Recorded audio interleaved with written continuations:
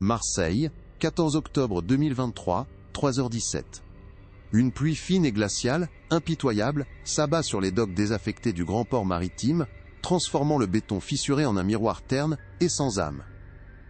L'air, lourd et pénétrant, charrie une odeur âcre de goudron mouillé, de ferraille rouillée et d'eau salée, symphonie olfactive, propre aux confins oubliés du monde portuaire.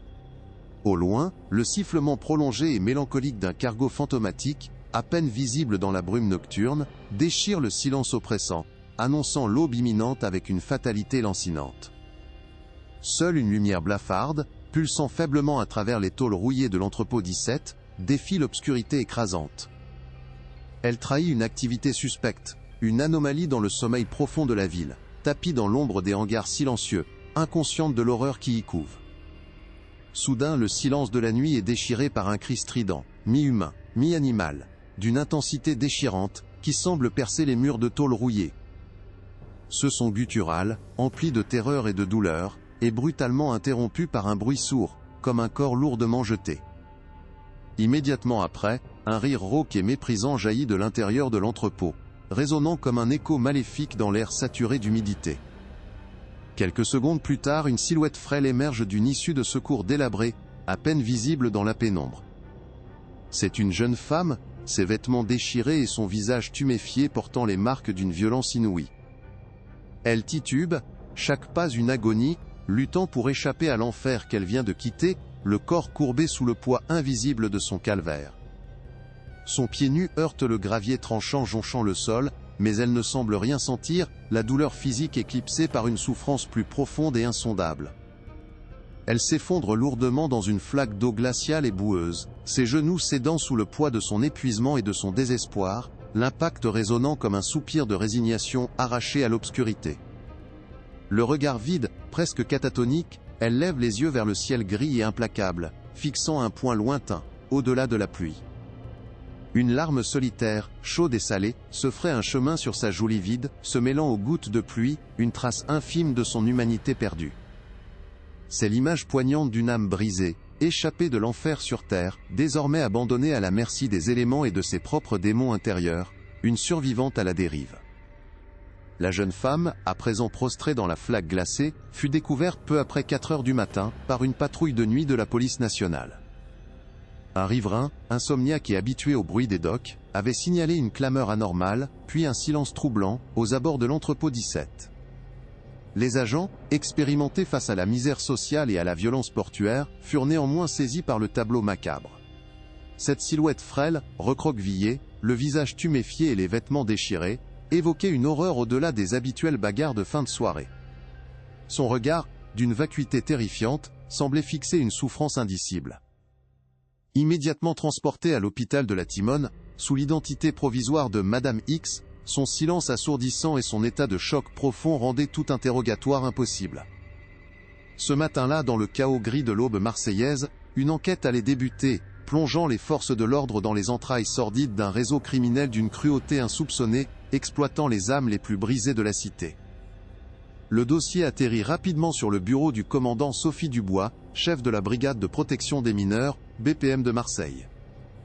Femme de 40 ans, à la détermination forgée par des années de lutte contre la maltraitance, elle perçut d'emblée l'ampleur potentielle de cette affaire. Son adjoint, le lieutenant Karim Ben Ali, 32 ans, originaire des quartiers nord, apportait son pragmatisme et sa connaissance intime des dynamiques locales. Ensemble, ils firent face aux premiers obstacles. Le mutisme de la victime, identifiée par ses empreintes comme Manon, une jeune femme disparue des radars sociaux depuis des mois, et l'absence totale d'indices matériels probants sur les lieux.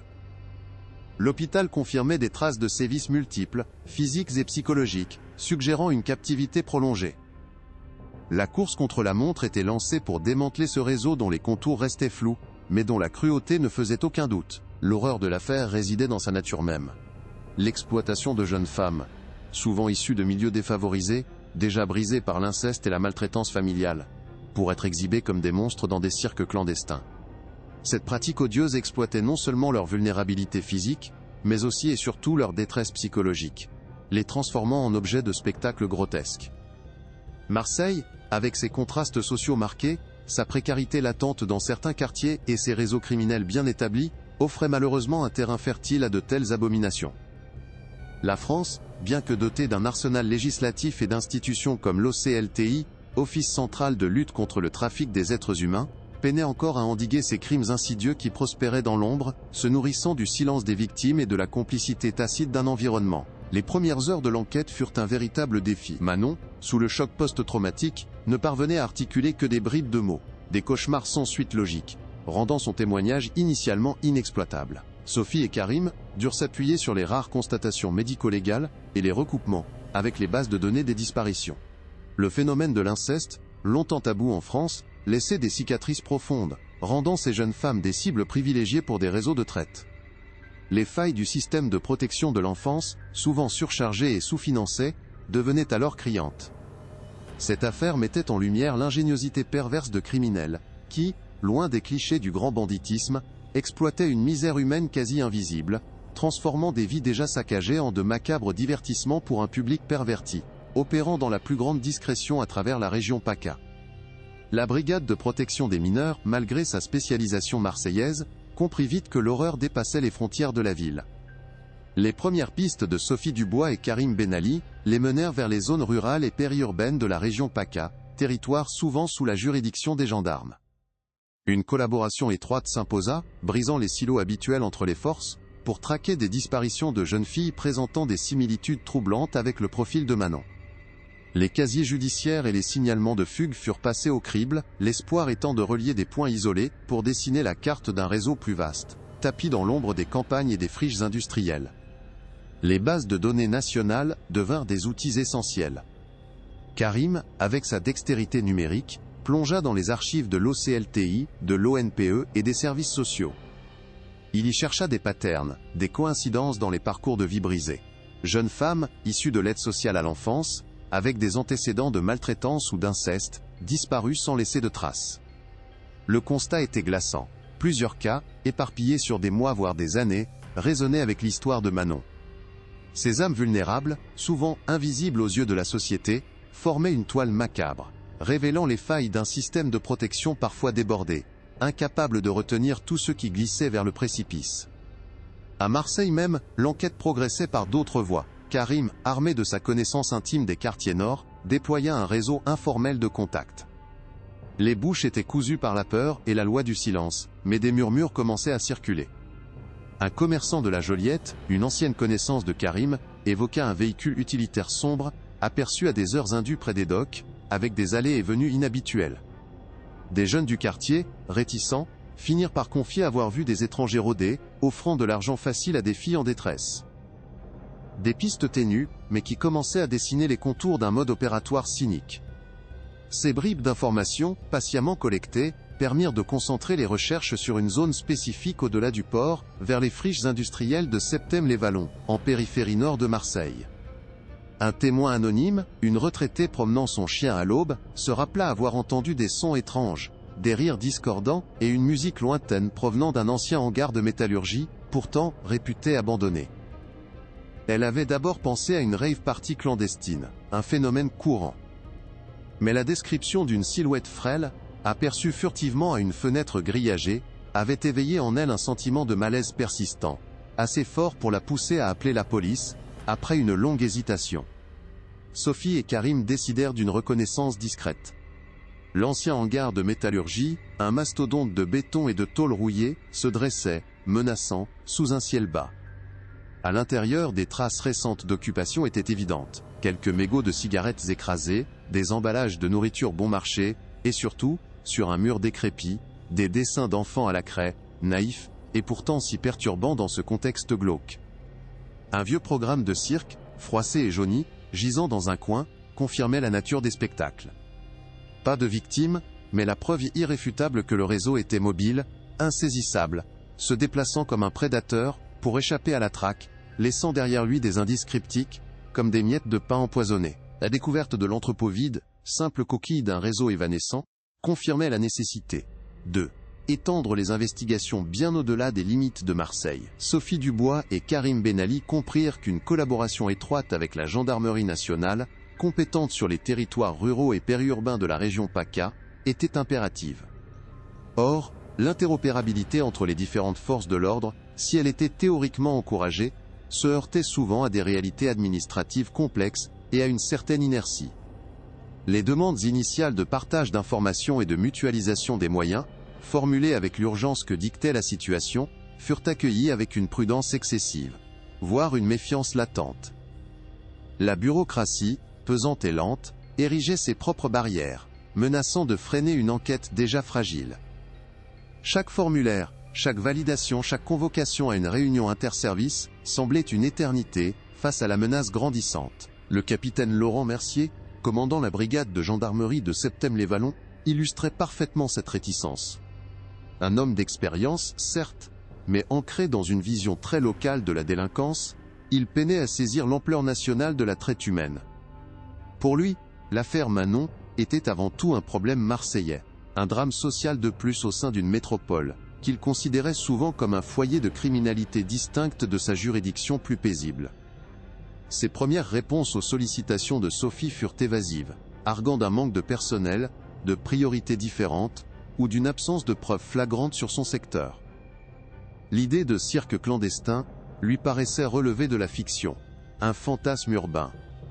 Cette résistance passive, pourtant si courante, était un obstacle de taille, privant elle, équipe d'information cruciale et d'une force de frappe nécessaire sur un territoire où le réseau semblait prospérer. Karim, de nature plus impatiente, bouillonnait devant ces lenteurs administratives et ce manque de collaboration. Il connaissait les recoins sombres des cités, mais la rigidité du système le frustrait profondément. « On perd un temps précieux, commandant » lâchait-il souvent le ton exaspéré. Sophie, elle, avait appris à naviguer dans ces eaux troubles. Elle savait que la persévérance était la clé, mais sentait aussi le poids de chaque heure qui passait, l'angoisse que d'autres victimes subissent le même sort que Manon. Elle décida de monter un dossier plus solide, d'accumuler des preuves irréfutables pour forcer la main des réticents. Il fallait transformer l'intuition en certitude, le soupçon en fait concret, pour briser le mur d'indifférence et d'incrédulité qui se dressait entre la BPM et les ressources dont elle avait désespérément besoin pour traquer ces prédateurs insaisissables, qui évoluaient dans les interstices d'un système parfois aveugle. Sophie, réalisant que le travail policier traditionnel ne suffirait pas à vaincre la réticence du capitaine Mercier, décida d'élargir son approche. Elle sollicita de nouveau le docteur Élodie Fournier, non seulement pour le suivi thérapeutique de Manon, mais aussi pour obtenir une compréhension plus profonde du profil psychologique des victimes et des tactiques de manipulation employées. Fournier, forte de son expérience, confirma l'extrême vulnérabilité des jeunes femmes ayant un passé d'inceste, expliquant comment leur estime de soi brisée et leur traumatisme profond les rendaient réceptives à une revictimisation, où elles pouvaient même intérioriser l'étiquette de monstre. Ces éclaircissements dépeignaient une architecture psychologique du réseau glaçante, soulignant la nature insidieuse de l'exploitation, bien au-delà de la seule violence physique, offrant à Sophie une nouvelle perspective pour appréhender ces spectacles. Cette expertise était cruciale pour solidifier le dossier. Parallèlement, Karim plongea dans les archives numériques, non pas celles de la police, mais celles, plus obscures, du web profond et des bibliothèques universitaires. Il cherchait des traces de phénomènes similaires, des cirques marginaux ou des freak-shows clandestins, des rumeurs persistantes dans l'histoire sociale française. Ces recherches le menèrent à d'anciens articles de presse régionale des années 70 et 80, évoquant des spectacles forains étranges, parfois violents, dans le sud de la France, impliquant des personnes marginalisées. Il découvrit également des forums en ligne, aujourd'hui désaffectés, où des collectionneurs d'objets macabres, ou des passionnés de curiosité humaine, échangeaient des informations sur des événements passés, mentionnant parfois des performances privées dans des lieux isolés, toujours avec une aura de secret et de déviance. Ces découvertes, bien que fragmentaires, attirèrent l'attention de Léa Dubois, sans lien de parenté avec Sophie, une jeune journaliste d'investigation pigiste, pour un magazine en ligne reconnu, spécialisé dans les affaires sociales complexes et les oubliés de la République. Sophie, discrètement, lui fit parvenir des éléments factuels, sans révéler toute l'ampleur de l'enquête en cours, mais suffisamment pour piquer sa curiosité. Léa, intriguée par la mention de cirque clandestin et de monstres, se lança dans ses propres investigations.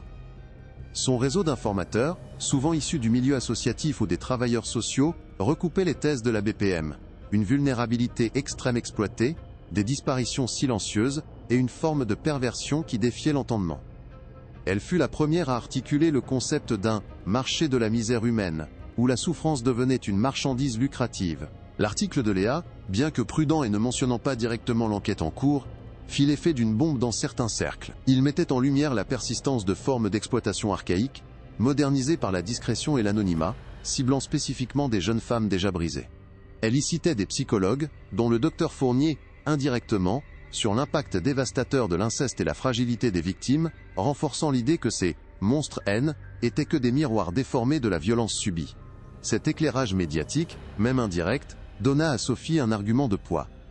Il ne s'agissait plus d'une simple affaire de mœurs marseillaises, mais d'un phénomène social plus profond, dont les racines plongeaient dans des réalités complexes, bien au-delà des compétences d'une seule brigade locale. Forte de ces nouvelles données, le profil psychologique des victimes par le docteur Fournier, les recoupements historiques de Karim, et l'analyse contextuelle de la journaliste Léa Dubois, Sophie convoqua à nouveau le capitaine Mercier. Cette fois, son dossier N était pas seulement constitué de faits bruts, mais d'une compréhension globale du phénomène, étayée par des expertises externes, irréfutables. Le scepticisme de Mercier, confronté à l'analyse de Fournier sur la reconstruction perverse des identités et aux échos historiques d'une exploitation similaire, commença à s'effriter. Il ne pouvait plus ignorer évidence d'un réseau structuré, opérant sur son territoire. La collaboration, initialement une requête, devint une nécessité, ouvrant la voie à une opération conjointe de grande envergure, enfin. La collaboration enfin établie avec la gendarmerie nationale, malgré les réticences initiales du capitaine Mercier, ouvrit des accès cruciaux. Karim, avec sa perspicacité, plongea dans les archives départementales du Var, territoire limitrophe. Il y exhuma un dossier poussiéreux des années 70, classé sans suite, l'affaire du cirque des âmes perdues.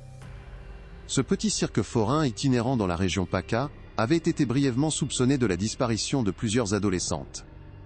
Ces jeunes filles, souvent issues de milieux précaires ou de foyers d'accueil, présentaient des profils de grande vulnérabilité, d'une similarité frappante avec Manon.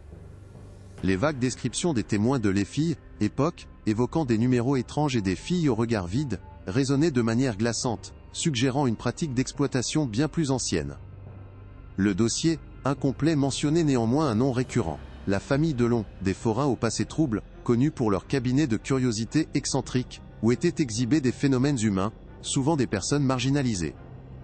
En recoupant ces informations avec les recherches antérieures de Léa Dubois sur les forums désaffectés, Karim fit une découverte encore plus perturbante. Des posts anonymes, datant du début des années 2000, faisaient état de performances privées, organisées par une lignée des Delon, des spectacles pour un public trié sur le volet, dans des lieux isolés du Midi. Les descriptions, bien que cryptiques, laissaient entendre des exhibitions dégradantes, où la souffrance humaine était mise en scène avec une perversité glaçante, loin de la simple curiosité foraine d'antan. Ce N était plus une coïncidence isolée. La lignée des Delon semblait perpétuer une tradition macabre, adaptant ses pratiques aux époques. Le marionnettiste N était peut-être pas un criminel opportuniste, mais l'héritier d'un savoir-faire pervers, transmis de génération en génération. Sophie et Karim comprirent que l'horreur qu'ils traquaient N était pas un phénomène nouveau, mais la résurgence d'une forme d'exploitation profondément enracinée, une sorte de malédiction familiale qui, était tapie dans l'ombre, attendant le bon moment pour ressurgir. Cette révélation glaçante transformait leur enquête.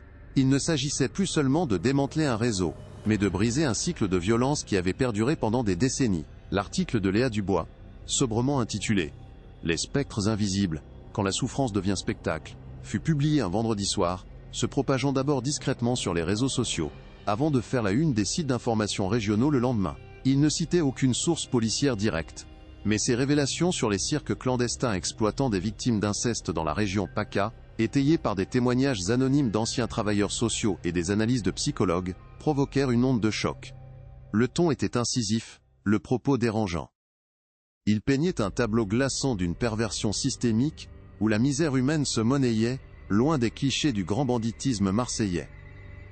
L'indignation montait, d'abord dans les cercles militants, puis gagnait peu à peu le grand public, confronté à une réalité qu'il croyait révolue. La pression médiatique s'intensifia rapidement. Des débats houleux éclataient sur les plateaux télévisés régionaux, des tribunes étaient publiées dans la presse nationale, exigeant des réponses des autorités. Des associations de protection de l'enfance et de lutte contre l'inceste, longtemps seules à alerter, trouvaient enfin une caisse de résonance. Des politiques locaux, d'abord réticents à commenter une affaire aussi sensible, furent contraints de réagir, promettant toute la lumière et une tolérance zéro face à ces pratiques barbares. Le nom de Manon, bien que non mentionné, flottait dans l'air, symbole anonyme de ces victimes oubliées. La brigade de Sophie se retrouvait au centre d'une tempête médiatique, l'urgence de l'enquête décuplée par le regard pesant de l'opinion publique. Si elle, écho de cette affaire résonne en vous, partagez vos réflexions en écrivant « Justice pour Manon » dans les commentaires. L'article de Léa ne se contentait pas de dénoncer, il offrait une analyse contextuelle profonde, s'appuyant sur les recherches de Karim sur les freak shows historiques et les éclairages du docteur Fournier sur la psychologie des victimes. Il expliquait comment l'inceste laissait des failles profondes, transformant ces jeunes femmes en cibles idéales, les rendant malléables, prêtes à intérioriser le rôle de monstre qu'on leur imposait. Cette approche nuancée évitait le sensationnalisme pur, forçant une réflexion sur les racines de cette abomination, dans les défaillances du système de protection et les silences complices. Le public ne voyait plus seulement des victimes, mais des âmes brisées par une double peine, dont la résilience était mise à l'aile, épreuve par une cruauté inimaginable. Face à cette vague d'indignation et à l'analyse implacable de Léa Dubois, le capitaine Mercier ne put maintenir sa position de prudence. La pression politique et citoyenne était trop forte. L'affaire Manon, loin d'être un incident isolé, était devenue le symbole d'une exploitation nationale, révélant la persistance de mœurs archaïques sous un vernis de modernité. Les ressources qu'il avait initialement refusées à Sophie furent débloquées sans condition. La gendarmerie nationale s'engagea pleinement, mobilisant ses effectifs et ses moyens logistiques pour une collaboration enfin totale. Le mur d'indifférence et d'incrédulité, qui avait tant entravé l'enquête, était effondré sous le poids de la vérité révélée, ouvrant la voie à une traque implacable du marionnettiste et de son réseau. Sous le voile opaque d'une nuit de pleine lune, Karim Ben Ali, le cœur battant à la mesure du danger, s'infiltrait avec une discrétion chirurgicale dans l'immense carrière désaffectée des environs de Marseille. Les parois rocheuses, dentelées et menaçantes, projetaient des ombres gigantesques, transformant le site en un amphithéâtre naturel pour l'horreur à venir. L'air froid charriait une odeur métallique et de poussière, mêlée à des effluves de sueur et de peur. Au centre de cette arène improvisée, faiblement éclairée par des projecteurs de fortune, plusieurs jeunes femmes, les traits tirés, le regard absent, étaient exposées, leur corps frêle, drapé de haillons grotesques. Elles vacillaient, visiblement sous l'emprise de stupéfiants, leurs mouvements lents et désarticulés, comme des marionnettes dont les fils auraient été relâchés, prêtes pour un spectacle macabre, devant un public invisible, mais pressenti. L'assaut fut lancé avec une coordination militaire, brisant le silence oppressant par le fracas des bottes et les ordres concis. Sophie Dubois, en tête de son équipe, fonça vers le centre de la carrière, son regard balayant l'obscurité à la recherche du marionnettiste. Elle le découvrit, un sourire glaçant figé sur son visage. Une dernière victime tremblante à ses côtés, menacée par un couteau étincelant. Le face-à-face fut brutal. Le criminel, loin de céder à la panique, tenta de manipuler Sophie par des paroles venimeuses, cherchant à exploiter ses propres failles. La tension était palpable, chaque seconde une éternité. Le marionnettiste, acculé, fit un mouvement désespéré, tentant de sacrifier la jeune femme pour s'ouvrir une voie de fuite. Sa perversité atteignant son paroxysme dans cet acte final, ultime expression de son emprise. Dans un chaos maîtrisé, Karim, anticipant le geste du marionnettiste, se jeta sur lui, tandis que Sophie, avec une agilité inattendue, protégeait la jeune victime. La lutte fut brève, mais intense, ponctuée par les cris des complices tentant de échapper. Les renforts de la gendarmerie, déployés aux abords de la carrière, encerclèrent rapidement les lieux, coupant toute retraite. Une à une, les autres jeunes femmes, hébétées, furent prises en charge par les équipes médicales et psychologiques d'urgence, leur corps fragile porté loin de l'horreur. Le marionnettiste, son masque de manipulation tombé, fut menotté, son regard vide trahissant une défaite amère. Ses complices furent également appréhendés, mettant fin à un règne de terreur qui avait transformé la souffrance humaine en un sinistre divertissement. Le silence revint, plus lourd encore, mais cette fois, empreint d'un mince espoir. L'arrestation du marionnettiste et de ses complices a secoué la France entière, bien au-delà des rives marseillaises. Le procès qui a suivi, d'une intensité rare, a mis en lumière l'horreur insoupçonnée de ces cirques clandestins, forçant la société à confronter ses propres failles. Manon, et avec elle toutes les autres victimes, haine, étaient plus des monstres à exhiber, mais des âmes brisées, dont la dignité devait être restaurée. À Marseille, un mémorial discret a été érigé près des docks. Un simple banc de pierre gravé, silencieux rappel des spectres invisibles, ces jeunes femmes dont la souffrance a trop longtemps été monnayée dans l'ombre et le silence. Ce lieu, désormais un point de recueillement, symbolise un engagement collectif à ne jamais oublier. L'onde de choc de l'affaire a eu des répercussions profondes, provoquant un examen de conscience politique et institutionnelle. Le gouvernement, sous la pression de l'opinion publique et des associations, a été contraint d'agir fermement. Des groupes de travail interministériels ont renforcé l'arsenal législatif contre la traite des êtres humains, avec un accent particulier sur la détection précoce des victimes d'inceste et la protection des mineurs vulnérables. Des crédits supplémentaires ont été alloués à l'ONPE et aux services sociaux, souvent débordés, pour améliorer le suivi et la prise en charge. Des protocoles de collaboration entre la police nationale et la gendarmerie ont été officialisés, brisant les anciennes barrières. L'adoption de nouvelles lois N était qu'un début. Le défi résidait dans leur application effective sur le terrain. L'histoire de Manon, celle des monstres de Marseille, restera gravée comme une cicatrice indélébile dans la mémoire collective française. Elle a mis en lumière la capacité insoupçonnée de l'humain à la cruauté, mais aussi la résilience inouïe des victimes, et la détermination sans faille de ceux qui luttent pour la justice. Cette enquête a révélé des strates de perversion qui défient l'entendement, mais a aussi rappelé l'importance cruciale de chaque témoignage, pour briser le silence et démanteler les réseaux qui prospèrent sur la misère humaine. Elle a démontré que même les horreurs les plus cachées peuvent être mises au jour. Si cette plongée au cœur des ténèbres vous a interpellé, et que vous souhaitez que de telles vérités continuent d'être révélées, abonnez-vous, laissez un j'aime, et découvrez notre prochaine enquête. Elle promet de lever le voile sur des réalités tout aussi dérangeantes.